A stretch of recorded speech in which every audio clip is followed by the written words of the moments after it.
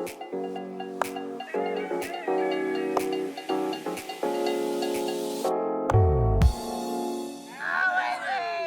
Joe.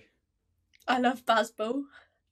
You've been up to much. What's new? Anything going on in your life? This sport, isn't it just the best? It's so clear of everything else. Like how we've got so much to talk about here, and we're not even going to talk about the fact that Shamar Joseph's taken like 7 foot with a broken toe, and the West Indies have won their first game in Australia in 30 years. It's phenomenal. We're going to ignore it. Brian Lara cried, but we're talking. Cricket. What did we say last week about Test cricket being alive, and everyone shouting from the rooftops about how good a sport it is? Like today, this morning, could you have had any better example of that across the globe? Reaction Genuinely in this not. country, down under in Australia, obviously in India. Like, it's just nuts. I love it. I love it so much. Yeah.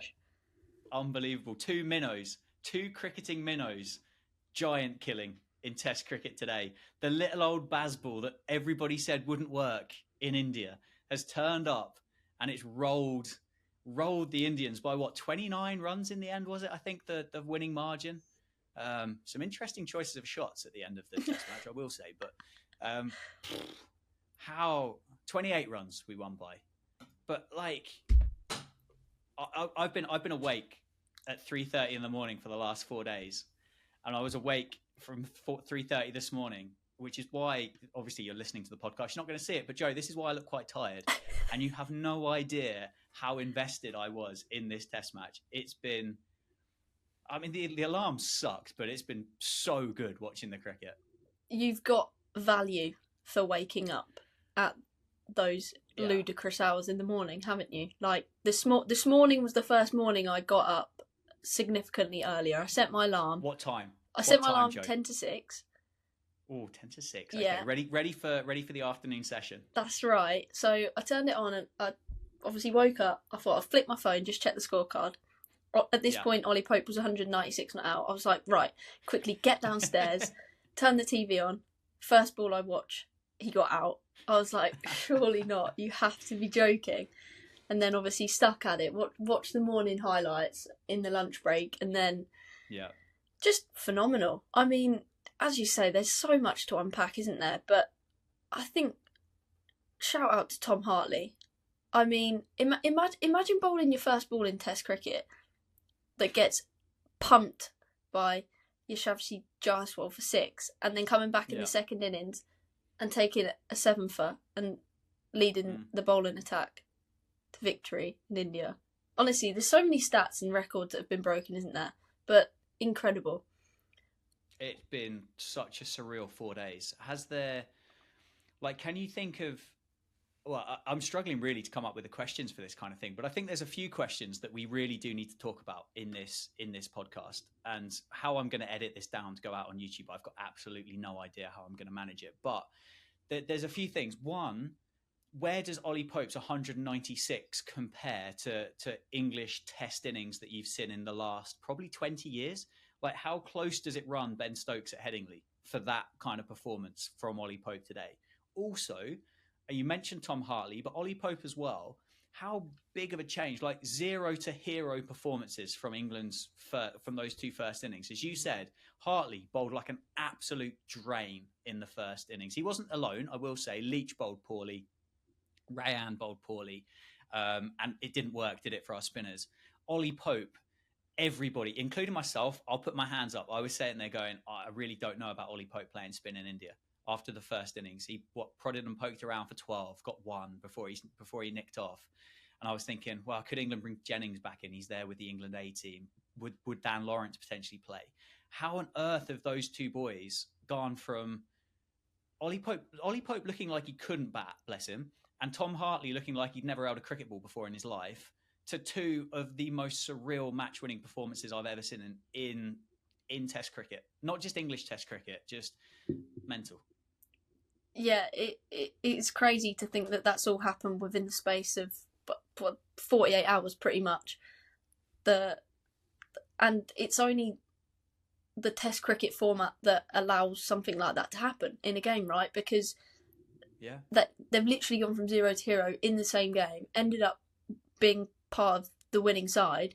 Whereas you look in other formats, okay, the first innings could happen in a 50 over game, for example, and then they come back 3 days later and they play a game again, and they win them that second game or whatever it is by having heroic performances. But this has all happened within the same game, and it's only that in Test cricket you're ever going to get that.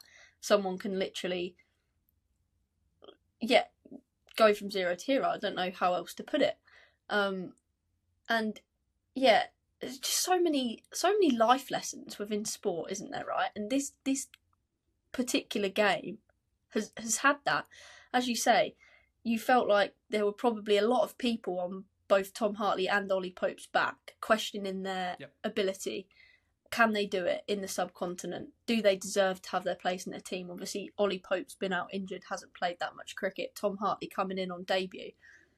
Keyboard warriors are all over the shop, questioning them. And then this Bazball mindset that they've obviously got within that England camp, to come out and do that under that much pressure in India with the record that they've got over the past decade on home turf is just incredible.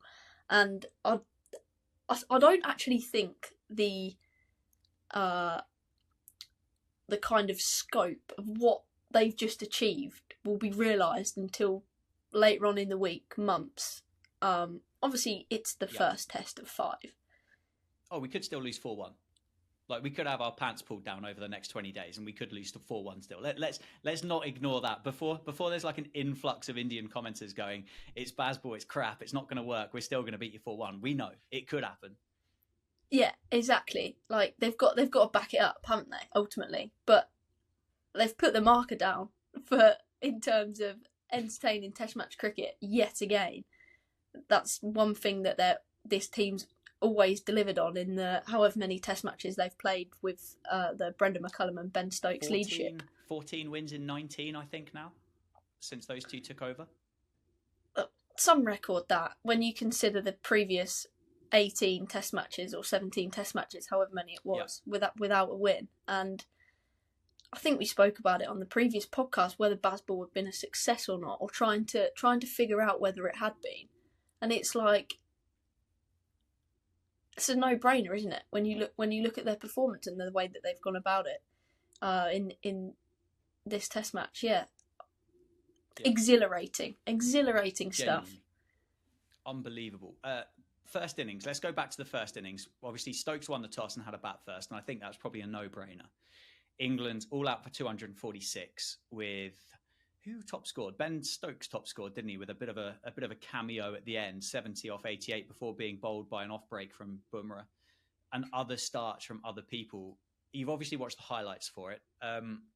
What were your takeaways from that first innings? Was there anything that stood out for you? Were you disappointed with 246? Did you think that we're well under par?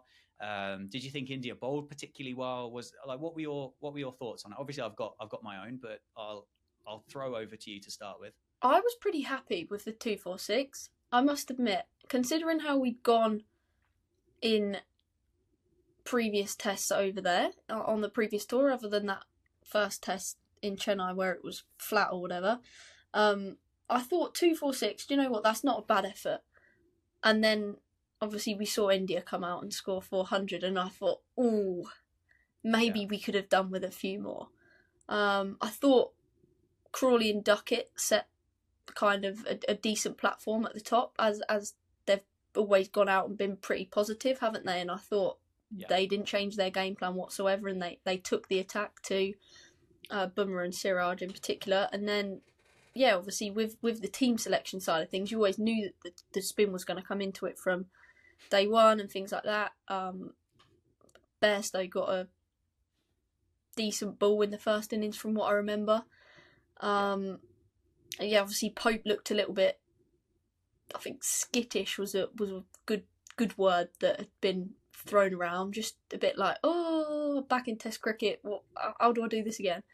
And Stokes just doing Stokes things, kind of holding it together a little bit. The live action that I did see of that first innings was the partnership between Stokes and Hartley, and I thought, like Tom Hartley showed no fear whatsoever, like just trying to muller it, and then Stokes starts hitting bombs as well, like classic Bazball, I guess. But Indian spinners kind of did what you'd expect them to do, kind of played along to the script a bit, I thought, in the first innings. How about you? Do you think that we should have scored more, or scored more than you were expecting us to score? I think there were only two blokes that I was really disappointed about how the way they got out, and that was Crawley, who chipped one down to mid-off. There was a really long break in play. I think we were waiting for Snicko or the ball tracking thing, or one of those two. It was a long break in play, and the very next ball, Crawley just chipped one down to mid-off, like so soft. And the other one that I was disappointed about was Ollie Pope, and that's just because it was, you say, skittish, a real scratchy little kind of performance. Everybody else, Root maybe, like it was a bit of a silly shot to play, maybe sweeping on the length, but it doesn't matter. Bairstow got a cracking ball. Ray and Ahmed got a cracking ball. Tom Hartley, Mark Wood and Stokes at the end, you kind of don't expect a great deal. Ben Duckett got given out LBW with the ball clipping the top of leg stump. Like on another day, that might have been given not out. 2-4-6. And as you said, India's spinners bowled so well on that day. There were so many good deliveries. Bumrah was on perfect form. And because of the performance of those Indian spinners, it completely justified England's team selection. Because again, that was another thing that raised a load of eyebrows, didn't it? The fact that Anderson was on the bench, Robinson wasn't even in contention, and we picked three spinners, one of which had never played a test match before. The other one had played one test match before, and obviously as a young leggy, everybody knows that's going to be a little bit loose. And you kind of start to think, wow, this works. Second innings comes around, though, and it's a question I will ask you at the end of this bit, is whether you think India actually batted well for 436. Because I don't think they did. I really don't think they batted well for 436. I think they batted all right, but I don't think they had to bat well. Like, when you look back through, Jaiswal was the exception to that. I thought it was phenomenal. At the end of day one, unbelievable. The way he took apart Tom Hartley, the way he took apart Ray and Ahmed, it was his plan, wasn't it, to destroy those two boys, and it continued throughout the rest of the innings. They never got their confidence back. KL Rahul, 86 off 123, fantastic innings. He didn't break a sweat. He literally didn't have to take a risk. He knew if he could survive the one good ball and over that our spinners could put together in that first innings, there would be a full toss, a long off, a half volley around the corner, and you'd pick up, I don't know, 3 or 4 and over without even trying. Ravindra Jadeja's 87. Again, he was 50 off 50 balls without doing anything. He only slowed down really when Barrett came out and he started to look a bit scratchy. Akshar's 44. Again, our spinners were, in the first innings, were really poor. And I mean really poor. And we've seen it before from England spinners when they've gone to India and gone to Sri Lanka. And you're watching it and it's gone, well, this is overpitched. And clearly it's obvious to see it's overpitched when it's a full toss, but you can see it's overpitched when it's full of a length as well. And that's got nothing to do with the fact they haven't had a warm-up game in India before this tour. That's poor. It's bad. It's bad skills, essentially. That's not very good English, is it? But it really isn't very good. And I don't think they batted very well for 436. So I wasn't that upset with them, 436. It's a few more than I wanted them to have, but I wasn't that bothered. Yeah, I think I know what you mean, based on the fact that, as you say, the inconsistencies and lack of skill execution on a consistent basis from the majority of overs that they faced. 104 overs of spin. Like, they probably should have dominated a little bit more. I think they should have scored a lot more. Fives. Rayan went at 5s. Leach went at 2.5, and I don't know how he's come away with bowling 2.5. I really don't. Yeah, it is a bit wild, and obviously I think England did really well to shut them up shop. Day 3, day 3. Yeah, that'd be right, wouldn't it? They were still batting. I think England did really well to kind of finish the innings off as they did and not let India score any more than they did. So to think that you're saying, do you know what, 436, okay, England aren't out of this sort of thing, knowing that they pretty much had a lead of 200 or 190 or whatever it was, seems pretty ludicrous in home conditions, right? I felt they left so many out there. Yeah, mind blowing, a little bit mind blowing, knowing how good they are. Okay, they are young; they didn't have Kohli or whatever, but those batters that have got in and got 80s, Jaiswal, Jadeja, Rahul and Jaiswal in particular, you feel like had they have gone on to get a 150 plus, okay, we could be talking a little bit differently. They might have completely battered us out of the game in the first innings and scored 600 or something like that. It will be interesting to see Rohit Sharma's reflections in post-match interviews and where he feels like India lost it in particular. Yeah, I think I agree with you. I think you mentioned about 600, and I think having watched it, I was really disappointed the fact that not one of them turned up. Nobody scored 100 for India. They should have got towards 600, and they probably should have batted once in this game, and they should have beaten us by an innings. And to be fair, at one point in the game, it was still looking fairly likely that India were going to win by an innings, wasn't it? It was a scratchy little response in the second innings before England got themselves up to 420. Where were we at one point? 5 for 163, 4 for 140 is where we were when Stokes got out. And at that point there, obviously Pope was starting his innings out and sat there watching it, obviously watching the highlights. You're sitting there and you're thinking, yeah, this is going to be embarrassing, isn't it? We're going to get rolled here and we're going to lose by an innings in like 20 or something like that. And you look at it and you go, we don't really deserve it. But clearly we weren't batting well. Spinners were bowling well. Bumrah again, class. And Ollie Pope decided to turn up and play the absolute innings of his life. Like one of, as I said at the start of the podcast, one of the best innings I've ever seen. One of the best innings I've ever had the privilege of watching. What an unbelievable experience it would have been if you'd have been there in Hyderabad, in the stands, watching Ollie Pope go about his business. It was chanceless until he went past 100 and Akshar dropped him at like, where was it? Fly Gully, I think, roughly, if that's a real position. And great little partnerships. Fantastic little partnership with folks. Great little partnership with Rayan. Great little partnership with Hartley again. And then obviously bang, bang, bang right at the end. But the damage had been done. I was sat there on stream and I was thinking, if we can get 100, 150, who knows? Because there is something weird about this England team. I don't know exactly how to... Bazball's going to make its way in the Oxford Dictionary at some point because it's not really a word that exists and it will exist before long, but there's something weird about it. And you think, well, if England get up, just a little bit up, there's something about them that you know they're going to make that hell for India to try and chase that down. So 150, I was thinking, I like that as a total. 230, I was like, we are in business here, boys. We are in business. They are going to have to go and seriously bat properly to score 230 to win this test. Yeah, 100%. I was listening yesterday morning when we were 20 runs behind or whatever it was, and it felt like India were really on top at that point in the game. They'd taken 5 wickets or whatever it was, and it pretty much felt like they needed to get one of Folkes or Pope out, and then you felt like it was probably going to be curtains.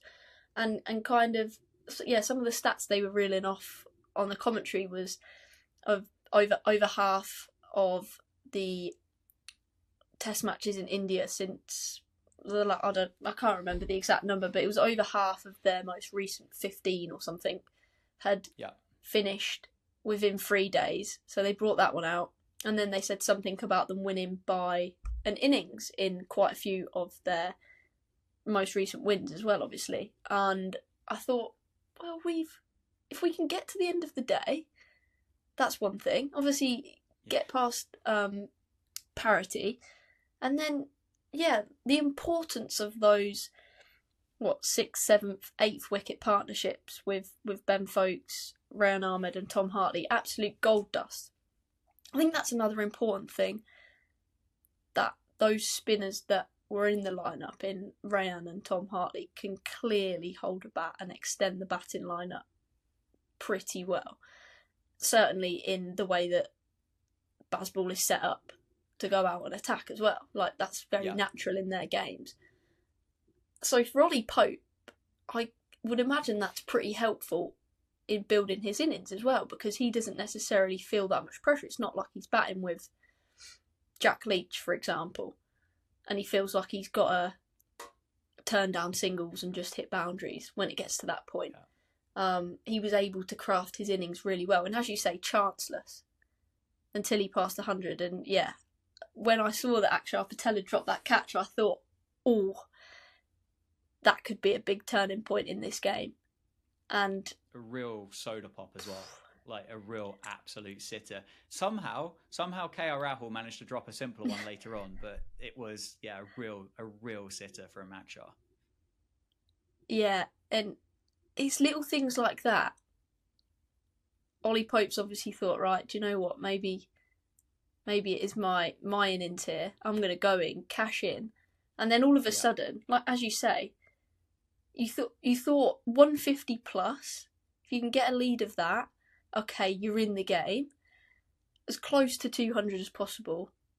Brilliant. 230, right? Okay, I'm beginning to feel a lot more confident here, because the mental side of the game comes in a lot more, you think, with their young batters, and you saw that in Shubman Gill. Obviously, he could only last a couple of balls, and good catches from Ollie Pope as well in that kind of bat pad region. He couldn't stay out of the game at that point, but yeah, you always felt like with this England team they could churn a result out with a lead of 230.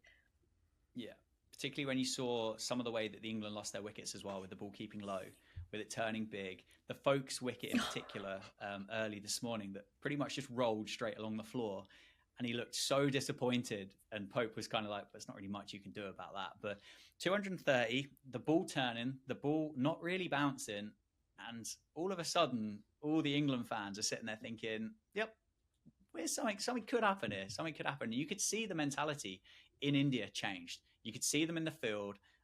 There were lots of double teapots about. There was a few kind of heated conversations between the two. There was one moment in particular that Jasprit Bumrah, I don't know whether you saw this one, as Ollie Pope was taking a single, was kind of stood still and then almost stepped in his way and almost dropped a shoulder in him. And that there was like, you boys are rattled. Like, there is something's gone wrong in your noggins here. And Bazball, the little Bazball worm has just got itself into you, and it's just nibbling away, which is an interesting way to describe Bazball, but I think it kind of works. Anyway, and then Tom Hartley turns up. Tom Hartley. They throw the ball to Tom Hartley on was it the third over, I think? I think it was a third, yeah. Yeah. And I have to say, watching it, I was thinking, well, I know you're not going to bowl as badly as what you did on the first one. Otherwise, you're never seeing a test shirt ever again in your life. I didn't expect him to bowl as well as what he did. 7 for 62. He's gone. So 26.2 overs, 5 maidens, 7 for 62 at an economy of 2.35 compared to a first innings, 25 overs, 2 for 131 at an average of, an economy of 5.2. Chalk and cheese, like completely different. And that Rob Key release point from Tom Hartley, what a pick. What a pick. You love the release point chat. And do you know what? Fair play to them. It was bold. We weren't sure that he was going to play this first test match, but they went with it. And do you know what? They might have been quaking after that first innings showing, but he shook off the nerves and proved any doubters that he did have completely wrong. Obviously, I've heard a lot of chat about it was brilliant that he's a spinner and he's getting his debut in India. He's in an environment where he should do well, but also there's the flip side of that. There's pressure on him to get wickets because he knows that he's got no better opportunity to get wickets, really. And yeah, it's just so good for sport, and just any kind of youngsters out there that if your back's up against the wall and you've not had a particularly good innings in with the bat or something, and you're an all-rounder, and then you got this brilliant opportunity with the ball to not rectify your shortcomings, but show your talent. And essentially that's what he's done.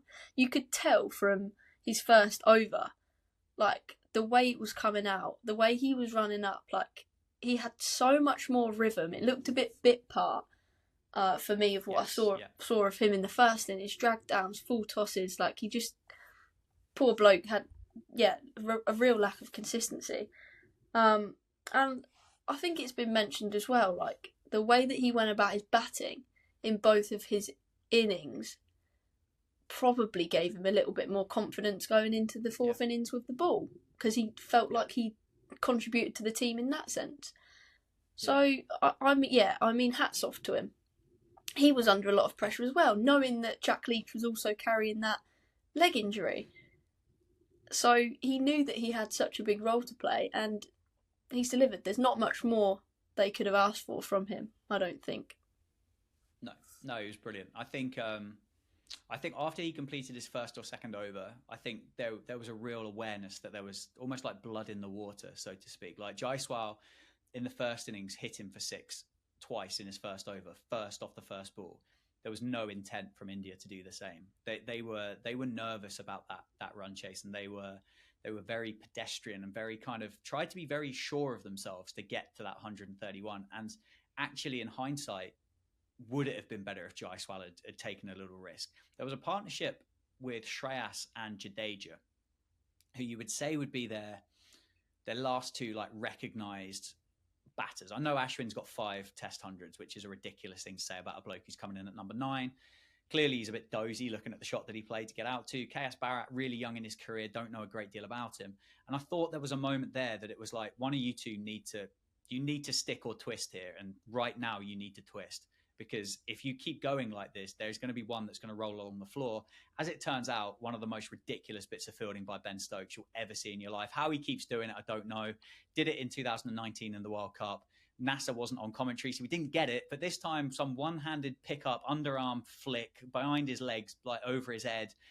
Jadeja's gone, one of the quickest blokes in world cricket. He looks like he's pulled his hamstring as well, which isn't particularly good for India going forward. And England have won. England have won. And just to sum this last little section up, Joe, before I think we might need to take just a little bit of a breather. Ollie Pope, player of the match, or have you got an argument for somebody else? No, Ollie Pope. I think you could argue Tom Hartley in that he took 7 out of the 10 wickets. However, without Ollie Pope's contribution under that pressure in that context, his record against spin, how he's done in India before. Superb. Yeah, as you said, one of the modern great Test innings that you will see.